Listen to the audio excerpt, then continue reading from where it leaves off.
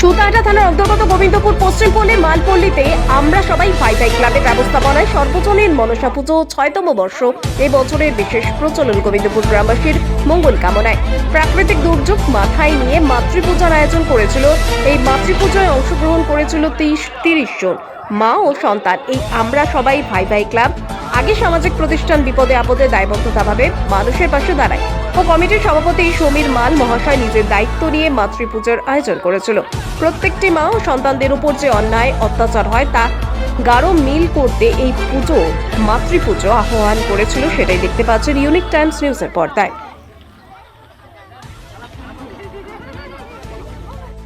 আজকে আমরা দেখলাম যে মাতৃপুজো, এই মাতৃপুজোটা আপনারা কেন প্রচলিত করেছেন বা এটা নিয়ে একটু বললে বিস্তারিতভাবে ভালো হতো আর কি। আমরা মূলত মাতৃপুজোটা এই কারণেই করেছি, অ্যাকচুয়ালি এই পুজোটা শুধু আমরা ছেলেরা করছি না, এই পুজোর সঙ্গে আমাদের মহিলা কমিটি কিছু রয়েছে। আজকে কিছু মহিলা আমাদের যে কমিটি রয়েছে সকলে আসতে পারেনি, কারণ এই সময়টা এখনই মাতৃপুজো শেষ হয়েছে। কিছু মেয়েরা তারা রান্না করতে বাড়িতে থেকে গেছে, কয়েকজন এসছে। আমরা একটা জিনিস বুঝি বা বুঝতে পারি যে আমাদের প্রত্যেক সন্তানের পরম দেবদেবী মাতা ও পিতা।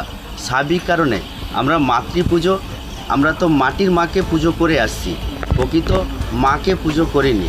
স্বাভাবিক কারণে পরবর্তী প্রজন্মকে এই জায়গাটা দেখানোর জন্য যে মা বাবাই আমাদের পরম দেবদেবী, তার কারণেই আমরা মাতৃপুজো করে এর শুভ সূচনা করলাম।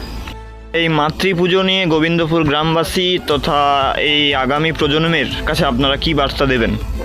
আমরা বার্তা এটাই দিতে চাইছি, আমরা দেখতে পাচ্ছি আজকে মাকে নিয়ে অনেক রকম অবহেলা, মায়ের প্রতি সন্তানদের অনেক খারাপ ব্যবহার।